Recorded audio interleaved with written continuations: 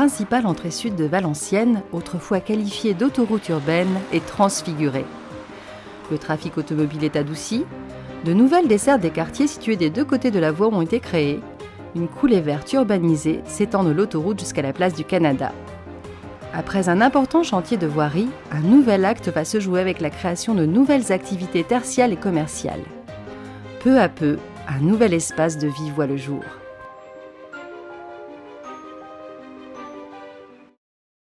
C'est l'une des entrées les plus importantes, si ce n'est la plus importante, puisqu'elle se branche directement sur l'autoroute Paris-Bruxelles. Et donc, de ce fait, il fallait y réfléchir avec la plus grande attention. C'est une voirie qui existe depuis fort longtemps, puisqu'elle a été réalisée dans les années 70. Et peu à peu, elle avait perdu son sens de liaison entre l'autoroute et le centre-ville pour devenir carrément elle-même une autoroute.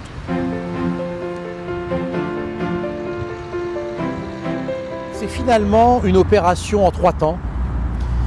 L'acte 1 fondateur a été la rénovation urbaine et la requalification totale du quartier du Faubourg de Cambrai. Démolition, reconstruction, création d'équipements publics structurants. Voilà, acte 1 réalisé.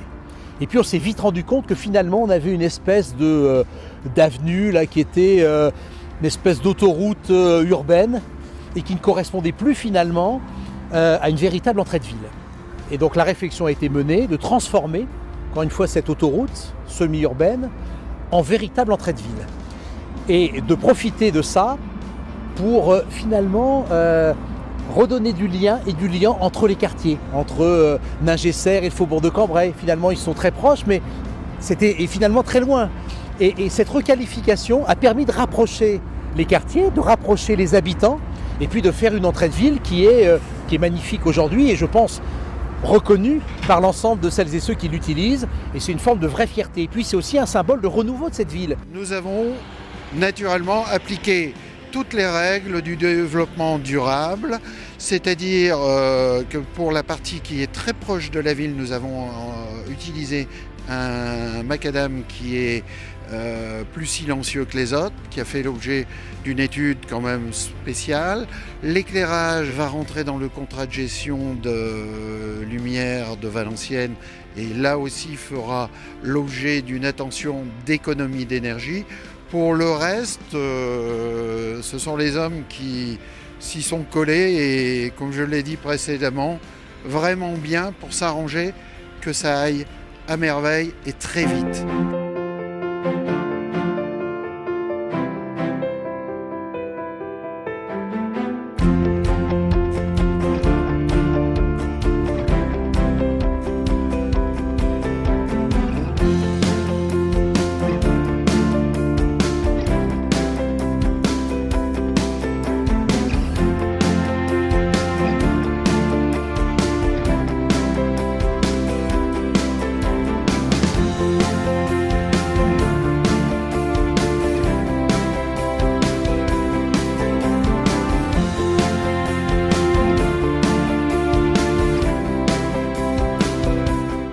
Qu'il faut souffrir pour être beau. Les gens ont souffert quand même pendant ces travaux. Mais je crois que finalement le résultat est à hauteur des espérances. En plus, on a eu de la chance, c'est que la période est difficile. Et très peu de communes ont la capacité aujourd'hui d'investir. Valenciennes a cette chance-là de continuer en période compliquée. On le fait depuis des années, ça a été Jean-Louis Borloo, Dominique Riquet. Et aujourd'hui, dans cet élan, je poursuis finalement cette dynamique dans une période difficile, de continuer à appuyer sur l'accélérateur. Et comme les entreprises sont très peu sollicitées parce que les communes ne font pas appel à eux compte tenu de la crise, on a eu la chance d'avoir ici une concentration d'entreprises, 2 ou 3 équipes complémentaires, et les travaux ont été réalisés en un temps record. Et les travaux ont été livrés 6 mois avant la date prévisionnelle, et le résultat est magnifique. Alors, vous associez à ça un plan lumière qui vient changer et transformer radicalement l'image de cette ville, et vous avez, je pense, quelque chose qui s'apparente à une réussite totale.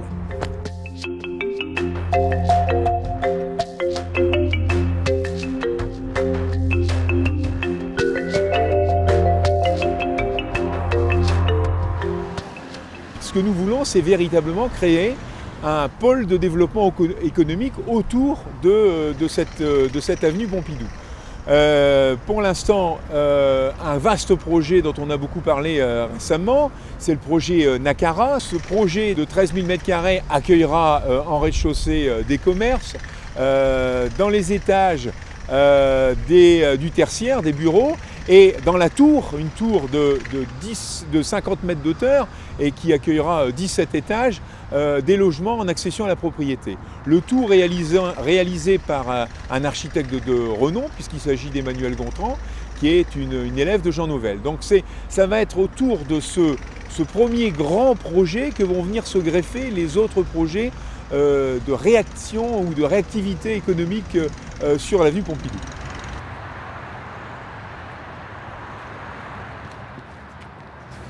Le cahier des charges, c'est qu'à la fois on arrive à implanter des choses qui soient utiles pour la ville. Alors en termes de logement, trouver peut-être des solutions de logement ou des propositions qui n'existent pas ou qui sont mal représentées. Réimplanter du commerce dans un quartier qui en manque, avec un accès direct.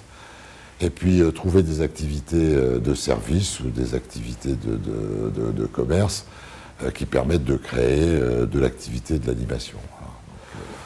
Quand on a discuté des projets, on a très longuement travaillé sur le jury s'est réuni 2 fois, quasiment une journée. On a analysé, parce que quand vous analysez un projet comme ça, vous analysez l'architecture, mais aussi la proposition fonctionnelle, mais aussi l'insertion dans le quartier, mais aussi les aspects économiques, mais aussi la capacité de commercialiser. Bon, finalement, c'est de loin le meilleur projet. D'ailleurs, il y a eu une quasi-unanimité du jury. Dans le fond, peut-être que quand les architectes sont très reconnus sur le plan international, c'est peut-être parce qu'ils sont bons, tout simplement. L'usage, le confort des habitants, le bien-être des personnes qui vont pratiquer ces bâtiments est très importante pour nous. Et puis ensuite, il y a un enjeu plus urbain, donc à l'échelle de la commune.